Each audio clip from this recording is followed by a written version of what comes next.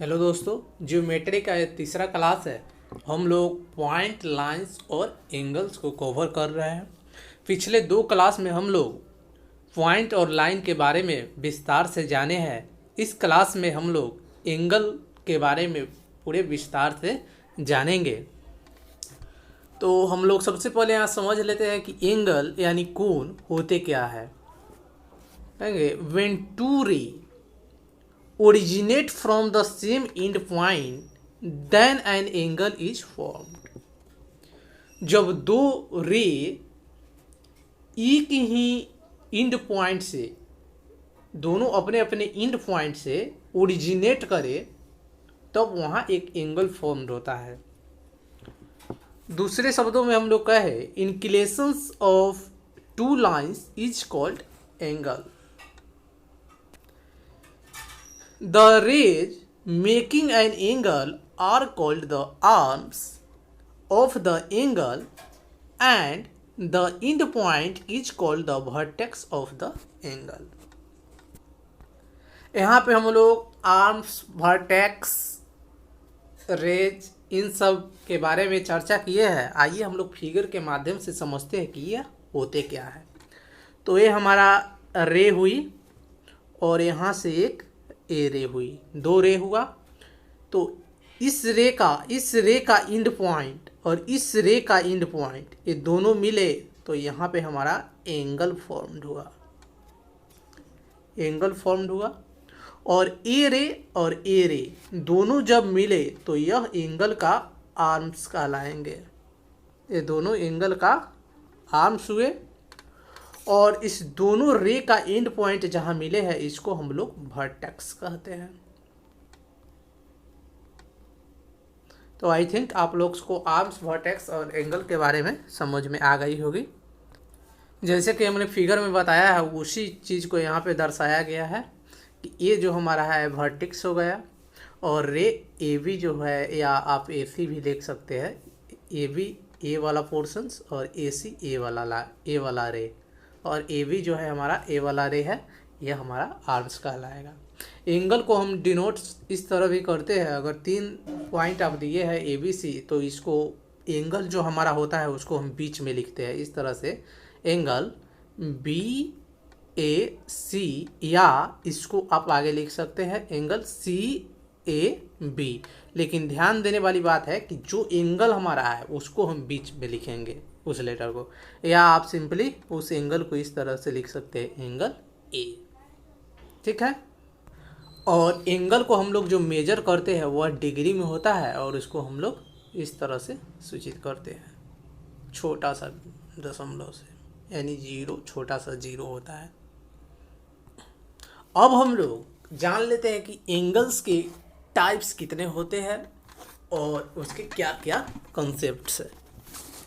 तो सबसे पहले हम लोग एंगल्स का टाइप देखते हैं, एक्यूट एंगल यानी न्यून कोण। ठीक है। मान लिए ये हमारा रे हुई और इसके एंड पॉइंट से एक और रे हमारा ओरिजिनेट करती है और ये हमारा एंगल थीटा हुआ। तो इसका जो थीटा एंगल है वह 0 डिग्री से तो बड़ा होगी लेकिन 90 डिग्री से छोटा होगी, वह हमारा एक्यूट एंगल कहलाएगा। यानी कोई भी ऐसा त्रिभुज जिसका एंगल 0 से बड़ा और 90 से छोटा हो वह एक्यूट एंगल कहलाएगा।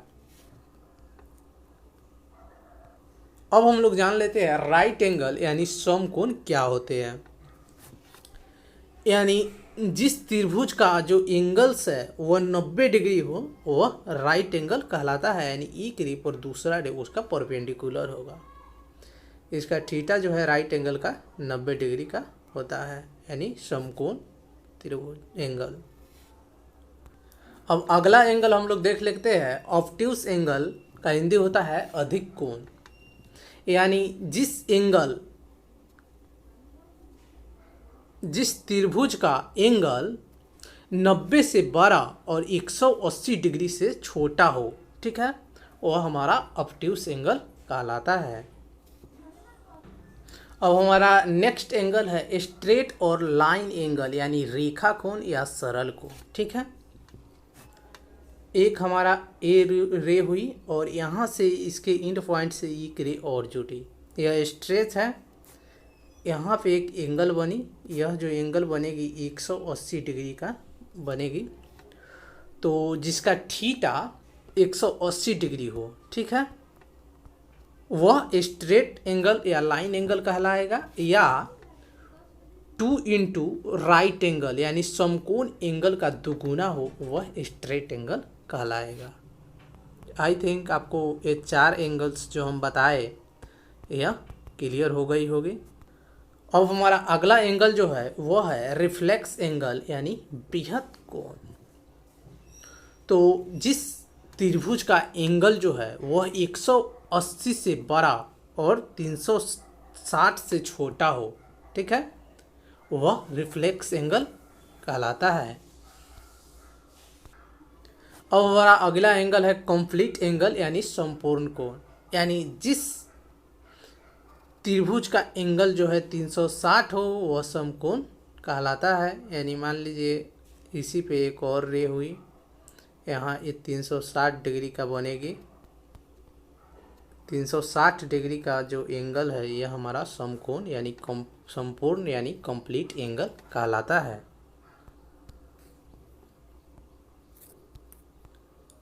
अब अगला एंगल्स है हमारा equal angles. 2 angles are said to be equal if they are the same measures। यानी इक्वल्स एंगल होते क्या है, मान लो 2 एंगल्स है जिसका हम मेजर करें तो दोनों का सेम हो एंगल, वह इक्वल एंगल कहलाते हैं। जैसे पे यहाँ पे देखेंगे यह हमारा हुआ, ठीक है, एक एंगल हमारा ये मान लीजिए ए है और एक एंगल ये मान लीजिए बी है, तो एंगल ए जो है एंगल बी के बराबर है, इसका मतलब यह इक्वल एंगल है। अब नेक्स्ट एंगल हमारा है एंगल बाइसेक्टर। ए रे AD is said to be the bisector of angle A if angle A and angle इस त्रिभुज का एंगल और ऊपर वाले त्रिभुज का एंगल जब बराबर होगा। यानी एंगल बाइसेक्टर का कंसेप्ट है, ये फिगर के माध्यम से हम समझते हैं। यहाँ से एक रे हुई और यहाँ से एक रे हुई, तो मान लीजिए कि ये पूरा का जो हमारा एंगल था वो उसको यह बीच वाले रे, ठीक है, आधे आधे में डिवाइड कर दिया, तो यह एंगल बाइसेक्टर्स कहलाएंगे। अब हम लोग जान लेते हैं इंटीरियर ऑफ एन एंगल्स के बारे में, यानी एंगल के इंटीरियर के बारे में हम लोग जान लेते हैं। The interior of angle BAC is the set of all points in its plane which lie on the same side of ABC and also on the same side of AC as B। हम लोग figure के माध्यम से समझते हैं। यह हमारा ये जो है B हुई, ये हमारा A हुई और ये C मान लिए, ठीक है, और इसके जो बीच का जो एंगल है यह हमारा इंटीरियर एंगल कहलाएगा। इंटीरियर एंगल ये कहलाएगा हमारा, ठीक है। अब हम लोग आगे कंटिन्यू करते हैं, एक्सटीरियर ऑफ एन एंगल्स के बारे में जानते हैं कि यह क्या होते हैं। The exterior of angle BAC is the set of all points in its plane which do not lie on the angle or in its interior। आइए हम लोग फिगर के माध्यम से समझते हैं। यहाँ पे हमारा BC और ये हो गई A, एंगल हमारा A है, इसके अंदर में पॉइंट है 1 2 3, बाहर है 4 5, ठीक है।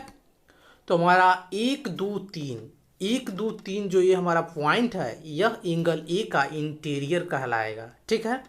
और ये हमारा 4 और 5 जो पॉइंट है यह हमारा एंगल ए का एक्सटीरियर कहलाएगा। आई थिंक आपको इंटीरियर और एक्सटीरियर ऑफ एन एंगल समझ में आ गई होगी। यानी जो यह एंगल ए का अंदर है, 1 2 3, यह हमारा इंटीरियर एंगल ए का कहलाएगा, और 4 5 जो है एंगल ए का एक्सटीरियर कहलाएगा। अब हम लोग समझते हैं इंटीरियर एंगल होते क्या है। If two straight lines are met by third straight line और transversal lines, angle so formed are called interior angle. यानी फिगर के माध्यम से समझते हैं, यह हमारा 2 स्ट्रेट लाइन हुई, ठीक है, और इसको एक कट करने वाली जो ये लाइन है, इसको हम लोग ट्रांसवर्सल लाइन, इस लाइन को हम लोग ट्रांसवर्सल लाइन बोलते हैं, ठीक है। इसके अंदर मान लीजिए एंगल बना 1, यह हमारा एंगल बना 2, यह हमारा एंगल बना 3 और ये हमारा एंगल बना 4, ठीक है। तो यहाँ पे एंगल 1 2 एंड 3, ठीक है, 1 2 एंड 3, यह जो बीच का एंगल है यह हमारा इंटीरियर एंगल कहलाएगा, ठीक है, और ये 4 जो है ये बाहर है, यह हमारा एक्सटीरियर एंगल कहलाएगा। अब हम लोग जानते हैं अल्टरनेट एंगल यानी एकांतर कोण क्या होते हैं, ठीक है। इसका इंटीरियर जो होते हैं, जैसे पे यहाँ पे हम देखेंगे, ये हमारा 2 स्ट्रेट लाइन हुई, इसको जो काटने वाली लाइन है वो हमारा ट्रांसवर्सल लाइन हुई। तो इसका इंटीरियर जो होते हैं, इस फिगर में देखिएगा, इंटीरियर ये 1 हुई और यह हमारा 2 हुई, तो इसके अपोजिट इंटीरियर के एंगल उसका बराबर होता है। जैसे इस फिगर के माध्यम से समझेंगे, यहाँ पे एंगल जो 5 है इसके अपोजिट में है, इंटीरियर में जो एंगल 2 है वह दोनों बराबर होंगे, और यहाँ पे एंगल 1 इसके अपोजिट इंटीरियर में इंटरसेक्स है, ये दोनों बराबर हो गए। एक्सटीरियर का उसी तरह कंसेप्ट होता है कि उसके अपोजिट एक्सटीरियर में जो एंगल होंगे वह बराबर होंगे, यानी एंगल 4 यहाँ और इसके अपोजिट में है एंगल 7, ठीक है, यह दोनों बराबर होंगे, और एंगल 3 और एंगल 8 ये दोनों आपस में बराबर होंगे।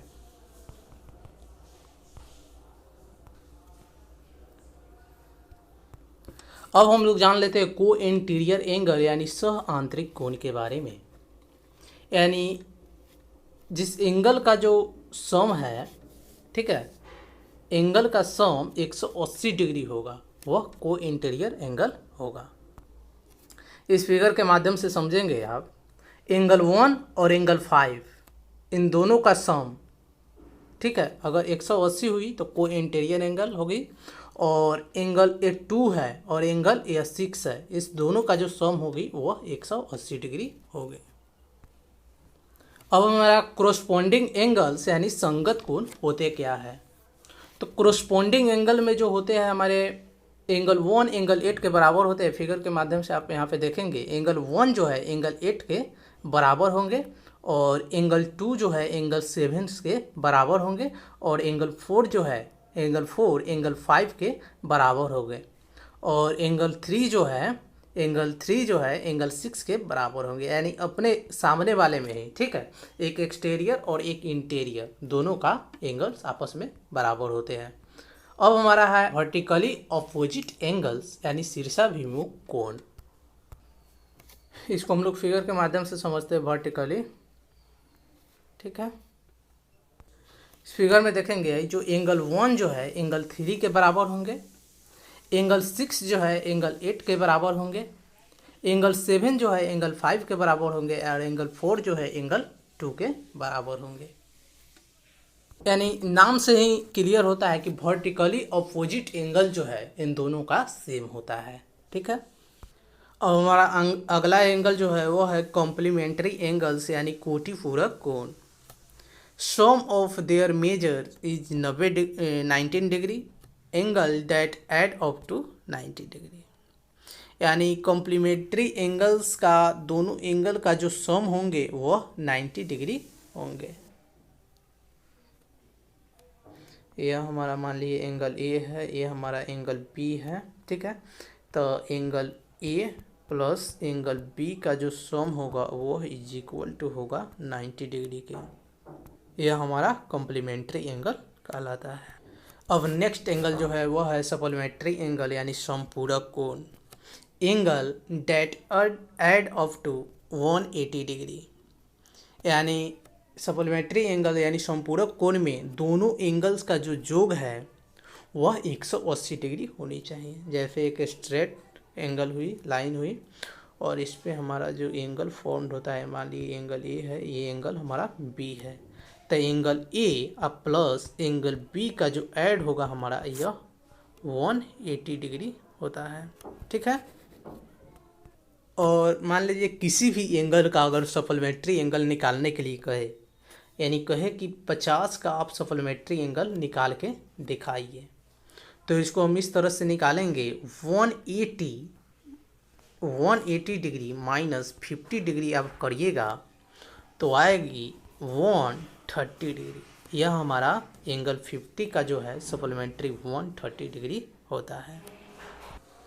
अगला एंगल है लीनियर पेयर एंगल्स, यानी इसमें जो है दोनों एंगल का सम तो 180 होता है, लेकिन दोनों एंगल आपको बराबर मिलेंगे, यानी ए और b. Angle a plus angle b का जब सम करिएगा तो 180 डिग्री ही आ जाएंगे, दोनों एंगल सेम होते हैं। अगले वीडियो में हम लोग एडजेसेंट एंगल और ट्रांसवर्सल एंगल और एरो एंगल कॉन्सेप्ट्स के बारे में चर्चा करेंगे। इसके बाद हमारा एंगल का लेक्चर जो है यह फिनिश हो जाएगा। उसके बाद हम लोग नेक्स्ट चैप्टर पढ़ेंगे।